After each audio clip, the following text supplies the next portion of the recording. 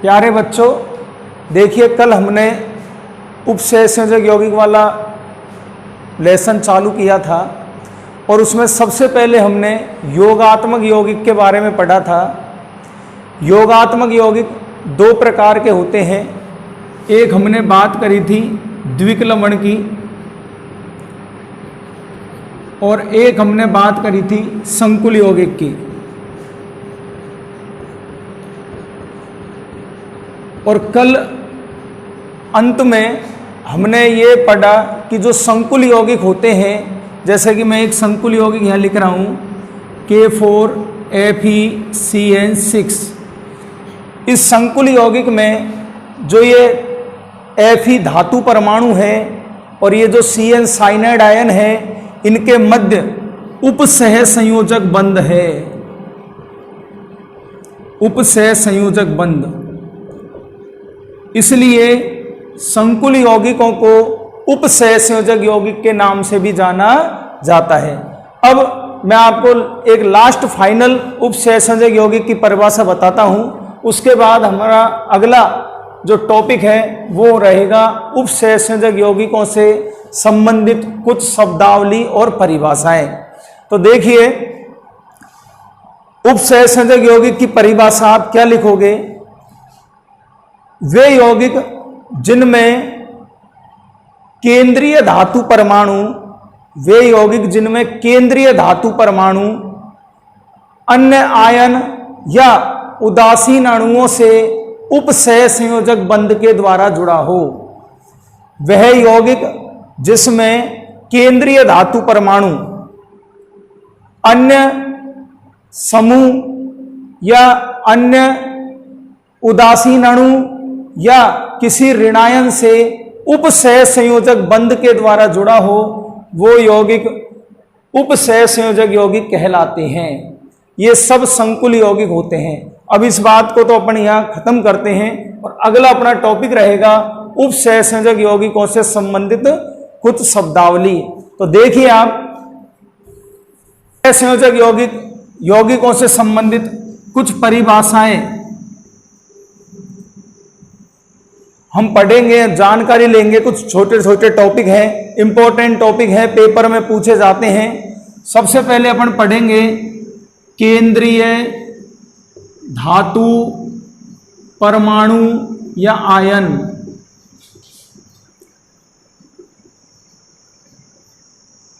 इसके बाद हम पढ़ेंगे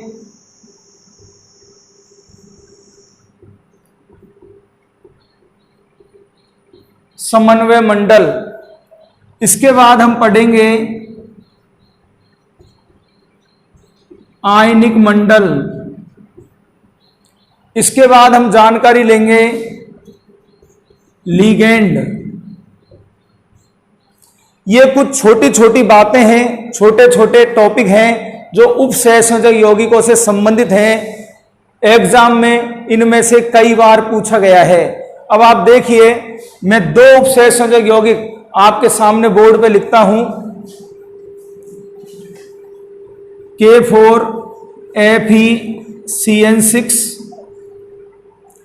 और दूसरा है CuNH3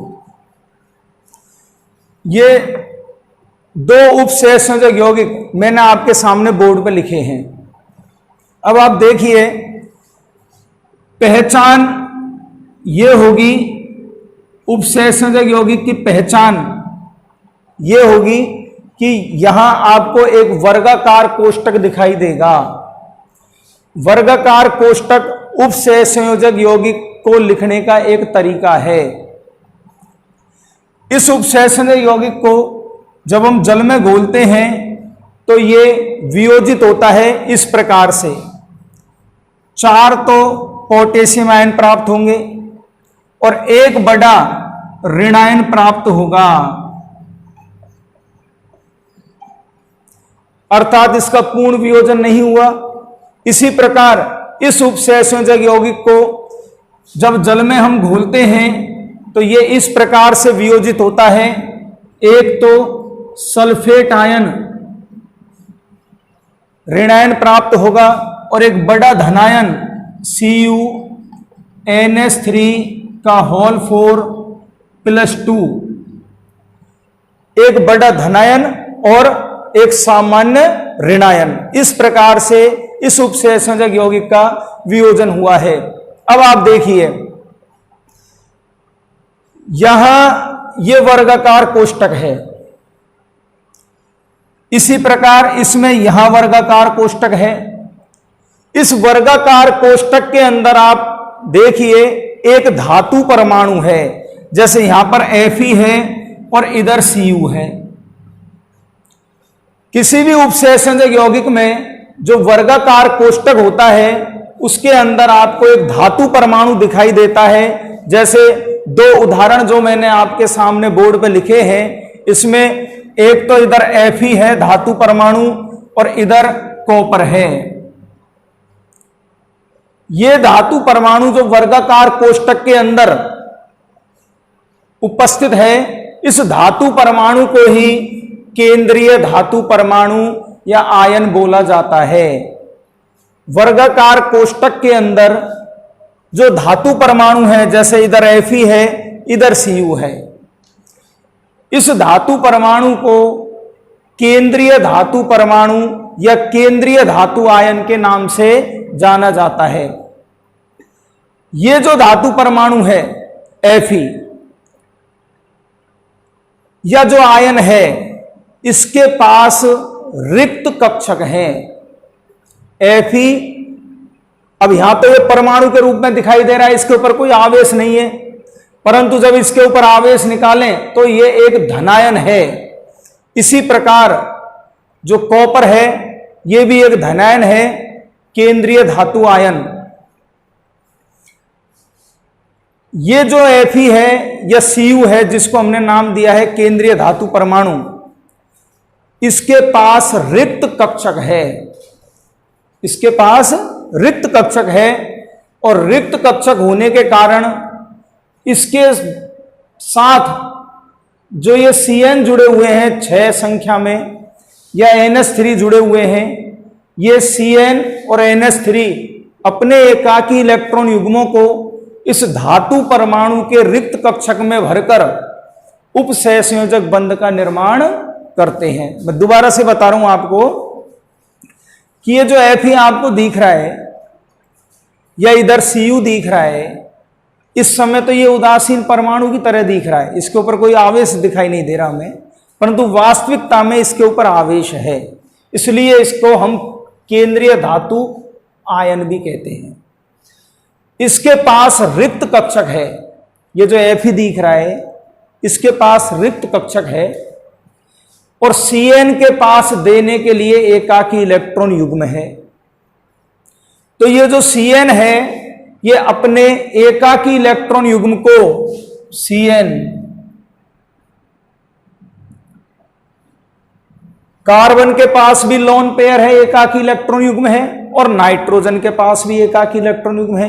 तो ये जो Cn है इसमें कार्बन परमाणु के पास जो एकाकी इलेक्ट्रॉन युग्म है, उस एकाकी इलेक्ट्रॉन युग्म को यह धातु परमाणु के रिक्त कक्षक में भर देता है और इस प्रकार से धातु परमाणु और Cn के मध्य उपसहसंयोजक बंध का निर्माण हो जाता है। इसी प्रकार यहां पर है, यहां आप देखिए NH3 है, NH3 के पास एकाकी इलेक्ट्रॉन युग्म है नाइट्रोजन के पास, और ये जो कॉपर है ये आयन के रूप में है, इसके पास रिक्त कक्षक हैं। तो ये नाइट्रोजन अपने एकाकी इलेक्ट्रॉन युग्म को कॉपर आयन के रिक्त कक्षक में भरकर उपसहसंयोजक बंध का निर्माण करती है। तो आपने देखा कि Fe और Cu दोनों धातु परमाणु हैं, दोनों उपसहसंयोजक यौगिक में वर्गाकार कोष्टक के अंदर उपस्थित है और ये परमाणु अन्य अणुओं से या अन्य आयन से उपसह संयोजक बंधों के द्वारा जुड़े हुए हैं। इन्हें केंद्रीय धातु परमाणु या आयन के नाम से जाना जाता है। इसके बाद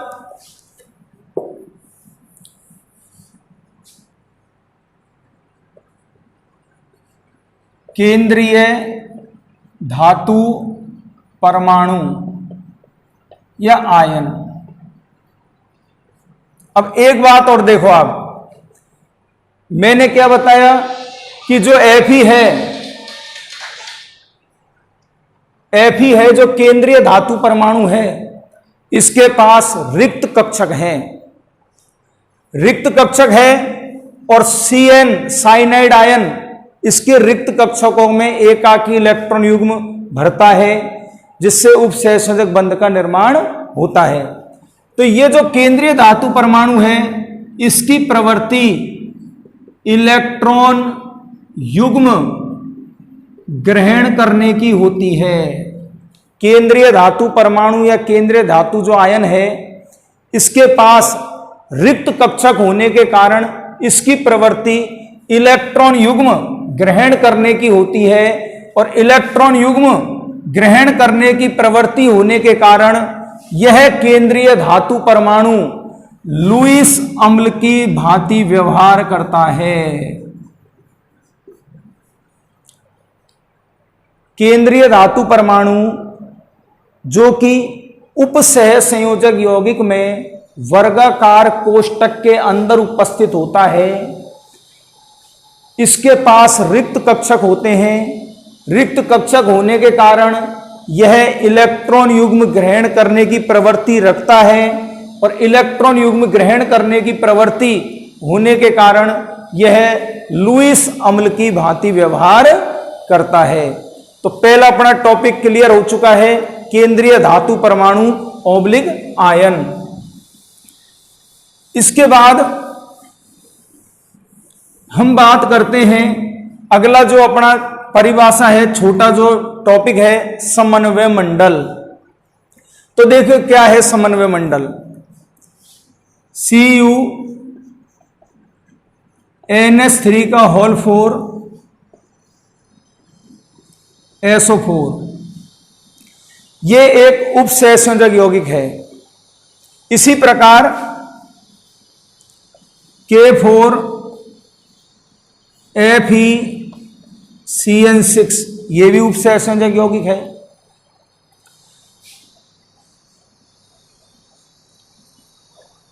उपसहसंयोजक यौगिक में जब हम इसका किसी विलायक में इसे घोलते हैं, जल में इसे घोलते हैं, तो इसका वियोजन इस प्रकार से हुआ। सल्फेट आयन CuNH3 4+2, एक बड़ा धनायन। इसे घोला पोटेशियम आयन FeCN6-4, एक बड़ा ऋणायन। किसी भी उपसहसंयोजक यौगिक में वर्गाकार कोष्टक, वर्गाकार जो कोष्टक है, इस वर्गाकार कोष्टक के अंदर हमें दो प्रकार की जाति, दो प्रकार की स्पीसीज दिखाई देती है। जैसे यहां देखो, एक तो कॉपर दिखाई दे रहा है जो कि केंद्रीय धातु परमाणु है। दूसरा कॉपर 4 NH3 अणु के साथ उपसहसंयोजक बंधों से जुड़ा हुआ है। इसी प्रकार नीचे देखिए, इसमें Fe जो कि केंद्रीय धातु परमाणु है, यह Fe 6 Cn- आयनों से उपसहसंयोजक बंधों द्वारा जुड़ा हुआ है। तो वर्गाकार कोष्टक के अंदर हमें दो प्रकार की स्पीसीज दिखाई देती है। एक तो केंद्रीय धातु परमाणु होता है जो इलेक्ट्रॉन युग्म लेने की प्रवृत्ति रखता है, और वो केंद्रीय धातु परमाणु निश्चित संख्या में, जैसे यहां 4 और यहां 6, निश्चित संख्या में उदासीन अणु या ऋणायनों के साथ उपसहसंयोजक बंध द्वारा जुड़ा होता है। तो ये जो वर्गाकार कोष्टक के अंदर लिखा हुआ है,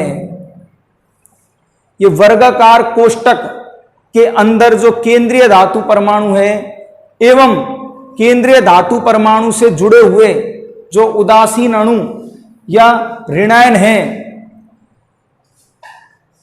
इन्हें समन्वय मंडल के नाम से जाना जाता है। वर्गाकार कोष्टक भी इसमें शामिल है। उपसहसंयोजक यौगिक में केंद्रीय धातु परमाणु तथा उससे जुड़े उदासीन अणु या ऋणावेशित स्पीसीज, ये सब सम्मिलित रूप से एक वर्गाकार कोष्टक से घिरी होती है। इस वर्गाकार कोष्टक युक्त इस एकीकृत इकाई को, ये एक इकाई है, इसका आगे वियोजन नहीं हो सकता, इस एकीकृत इकाई को समन्वय मंडल के नाम से जाना जाता है। तो आप इसको समन्वय मंडल बोल सकते हैं। ये एक एकीकृत इकाई है, अर्थात इसका वियोजन या आयनन नहीं होता है।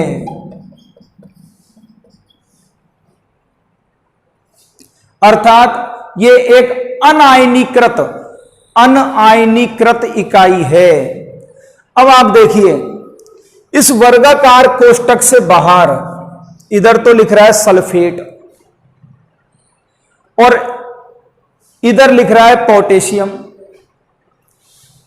जब इस यौगिक को हम जल में घोलते हैं तो वर्गाकार कोष्टक तो एक एकीकृत इकाई के रूप में रहता है, इसका तो आयनन होता नहीं है। इसके बाहर जो सल्फेट है, SO4 लिखा हुआ है, वो जलीय विलयन में सल्फेट आयन के रूप में अलग हो जाता है। इसी प्रकार इस यौगिक में जो FeCN6 है, वर्गाकार कोष्टक के अंदर घिरा हुआ है, ये तो अनायनीकृत भाग है, अनायनीकृत, जिसका वियोजन नहीं हो रहा है, एकीकृत इकाई के रूप में है। परंतु ये जो 4 पोटेशियम हैं, ये पोटेशियम आयन के रूप में जल में उपस्थित होते हैं। इन्होंने जलीय विलयन में इनको देखा जाता है। तो ये जो भाग है वर्गाकार कोष्टक के बाहर, जैसे इधर सल्फेट और इधर पोटेशियम, इन्हें आयनी मंडल भी कहते हैं, आयनिक मंडल।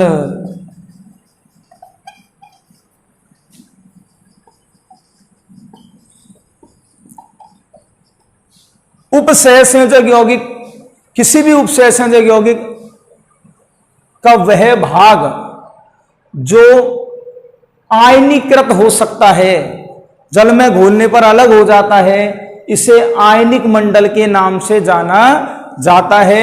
इसे प्रति आयन भी कहते हैं। जब इसे हम जल में घोलते हैं तो ये अलग हो जाता है, वियोजित इसका आयनन होता है, ये अलग हो जाता है, इसे प्रति आयन भी बोला जाता है। प्रति आयन। पिछले सालों के यदि हम माध्यमिक शिक्षा बोर्ड के पेपर देखें तो यह प्रश्न आ चुका है, प्रति आयन किसे कहते हैं।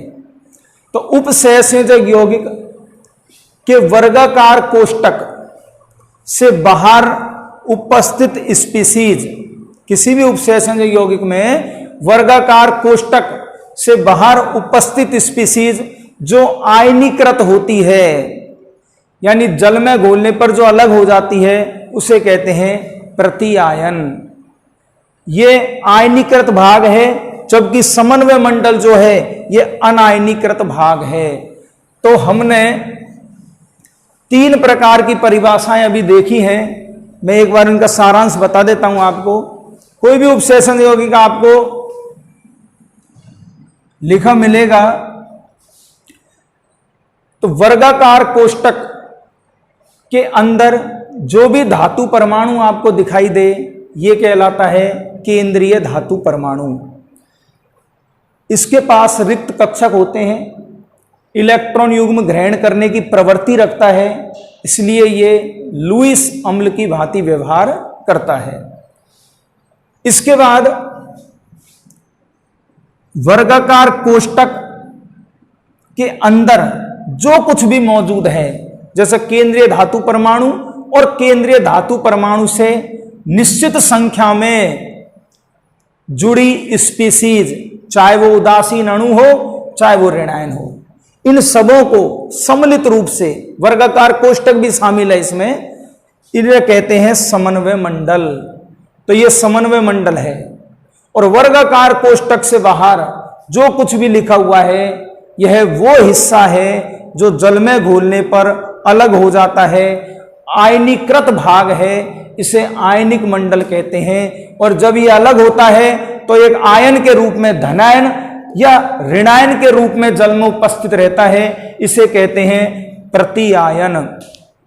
तो तीनों बात मैंने आपको बता दी है। अब चौथा है अपना लिगेंड, जो एक इंपॉर्टेंट टॉपिक भी है। देखिए,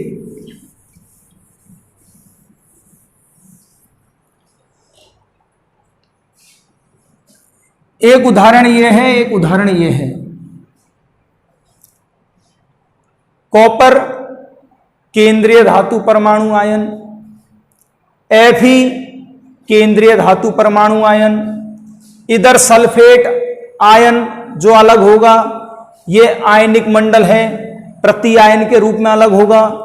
इधर K4 जो आपको दिख रहा है, ये आयनिक मंडल है, ये भी K+ प्रति आयन के रूप में अलग हो जाएगा। परंतु अब आप देखो, इस यौगिक में कॉपर से 4 NH3 उपसहसंयोजक बंधों के द्वारा जुड़ा हुआ है। NH3 किससे जुड़ा हुआ है? कॉपर से। कौन से बंधों के द्वारा? उपसहसंयोजक बंध के द्वारा। इसी प्रकार यहां Fe से 6 साइनाइड आयन CN,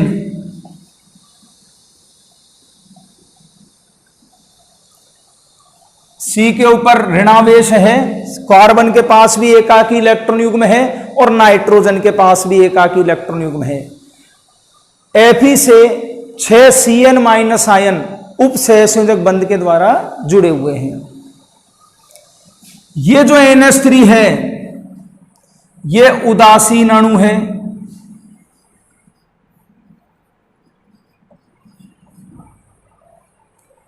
और ये जो CN है, ये ऋणायन है। तो ऊपर वाले उदाहरण में उदासीन अणु केंद्रीय धातु परमाणु यानी कॉपर से उपसहसंयोजक बंध के द्वारा जुड़ा हुआ है, और नीचे वाले उदाहरण में ऋणायन केंद्रीय धातु परमाणु यानी Fe से उपसहसंयोजक बंध के द्वारा जुड़ा हुआ है।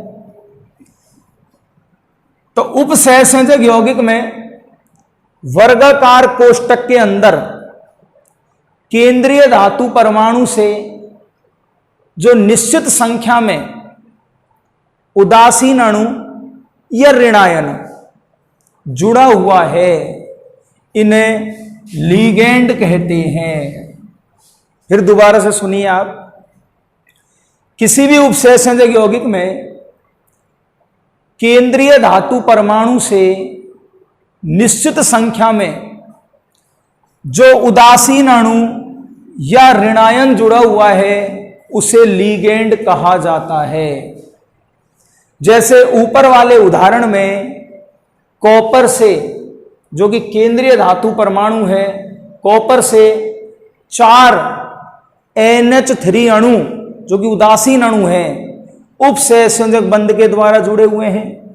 और नीचे वाले उदाहरण में Fe से 6 CN- आयन जो कि ऋणायन है, उपसहसंयोजक बंध के द्वारा जुड़े हुए हैं। तो ये जो NH3 है उदासीन अणु, या जो CN है ऋणायन, इनको नाम दिया है लिगेंड। तो लिगेंड वह उदासीन अणु या ऋणायन होता है जो निश्चित संख्या में केंद्रीय धातु परमाणु से उपसह संयोजक बंध के द्वारा जुड़ा होता है।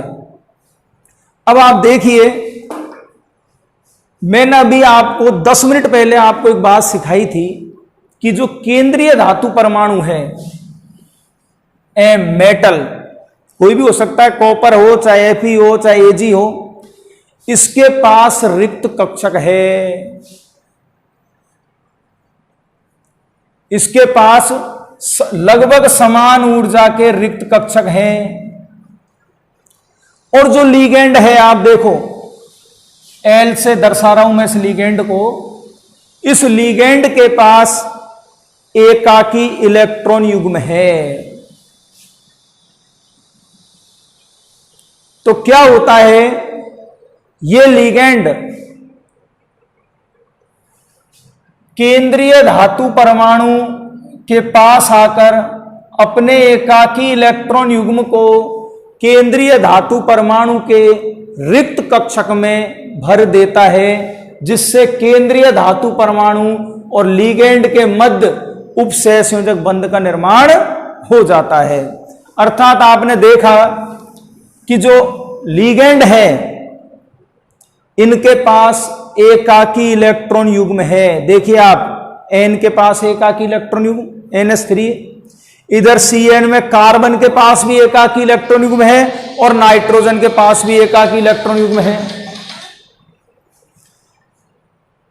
तो ये जो अमोनिया है या इधर ये साइनाइड है, इनके पास एकाकी इलेक्ट्रॉन युग्म है। और एकाकी इलेक्ट्रॉन युग्म होने के कारण ये एकाकी इलेक्ट्रॉन युग्म देने की प्रवृत्ति रखते हैं।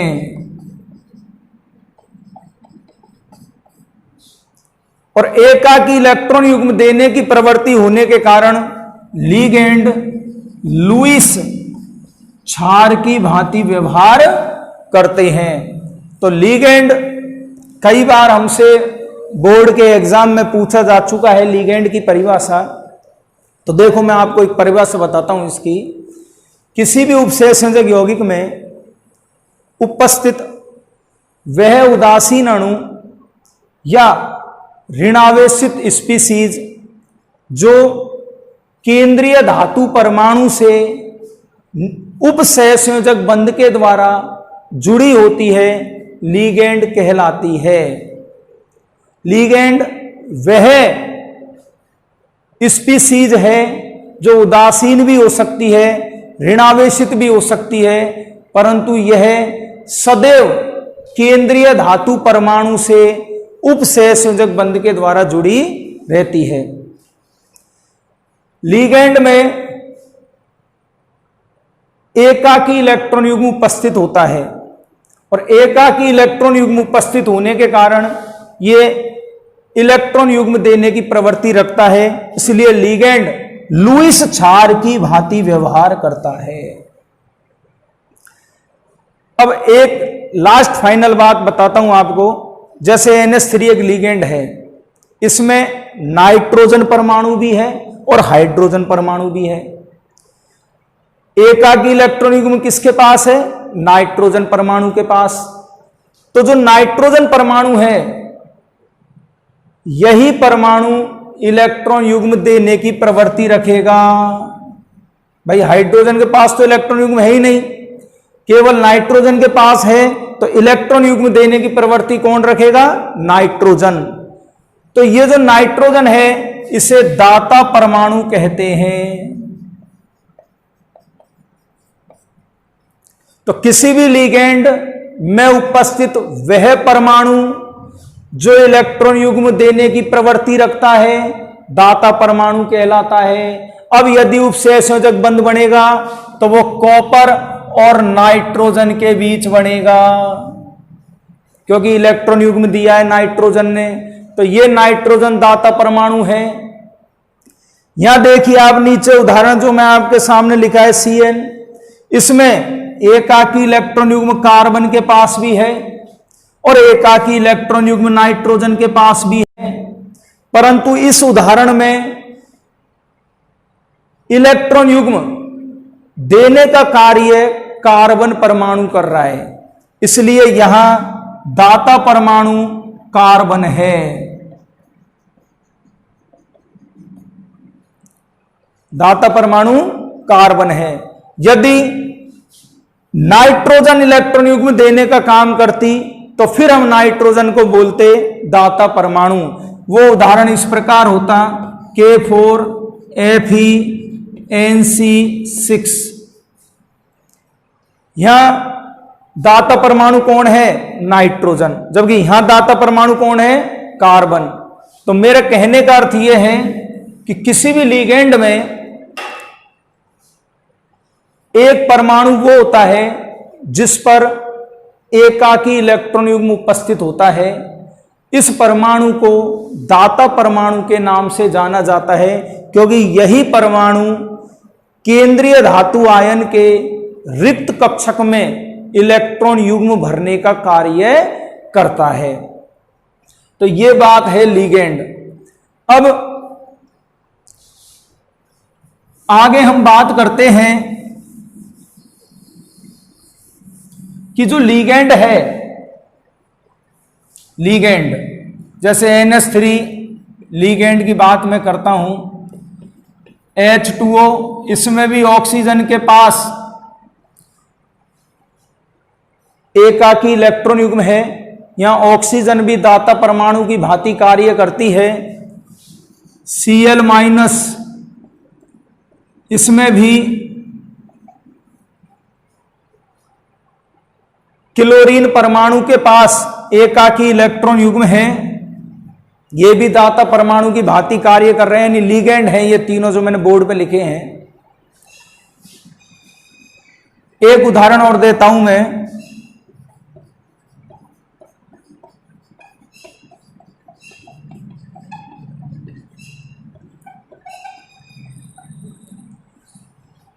Ethylene diamine, ethylene diamine. यहां आप देखिए NH3 लिगेंड है। क्यों है? क्योंकि इसके पास एकाकी इलेक्ट्रॉन युग्म है। यह केंद्रीय धातु परमाणु को एकाकी इलेक्ट्रॉन युग्म देकर उपसहसंयोजक बंध बनाने की प्रवृत्ति रखता है। H2O, यह अणु भी लिगेंड की भांति कार्य कर सकता है। Cl-, ये ऋणावेशित आयन भी लिगेंड की भांति कार्य कर सकता है। और ये जो मैंने लिखा है आपके सामने एथिलीन डाईएमीन, इसमें भी नाइट्रोजन के पास एकाकी इलेक्ट्रॉन युग्म है, अर्थात ये भी लिगेंड की भांति कार्य कर सकता है। NH3 के पास दाता परमाणु एक है। यदि NH3 किसी धातु परमाणु के साथ जुड़ेगा तो केवल एक उपसहसंयोजक बंध का निर्माण करेगा। H2O, इसके पास भी दाता परमाणु एक है, केवल ऑक्सीजन। भले ही ऑक्सीजन के पास एकाकी इलेक्ट्रॉन युग्मों की संख्या 2 हो, परंतु एक परमाणु केवल एक बंध का निर्माण करता है। तो यदि ये धातु पर आयन के साथ जुड़ेगा तो केवल एक उपसहसंयोजक बंध बनाएगा।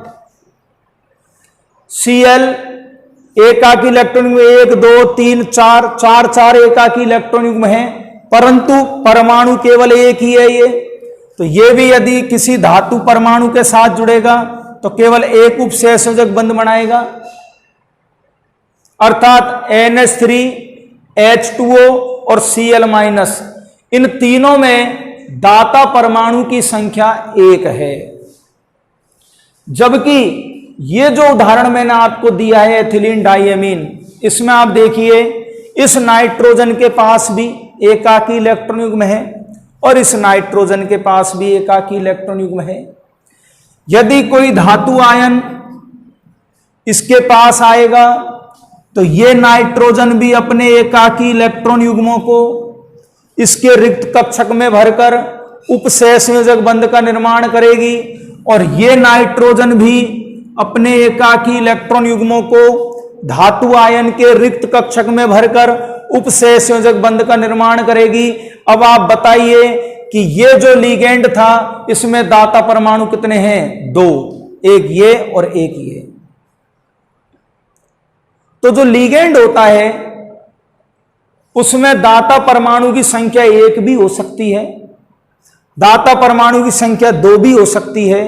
यदि 1 है तो वो एक उपसह संयोजक बंध बनाएगा, 2 है तो वह लिगेंड 2 उपसह संयोजक बंध बनाएगा।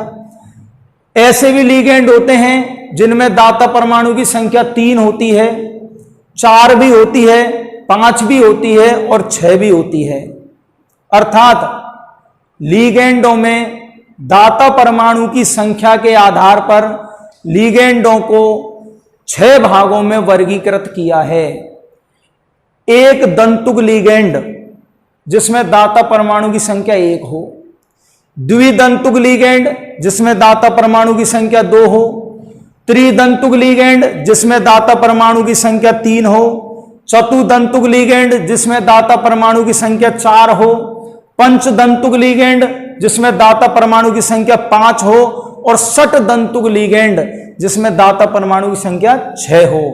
तो लिगेंड में दाता परमाणु की संख्या के आधार पर लिगेंड को 6 भागों में बांटा है। इनका वर्गीकरण, लिगेंडों का वर्गीकरण हम कल के भाग में पढ़ेंगे।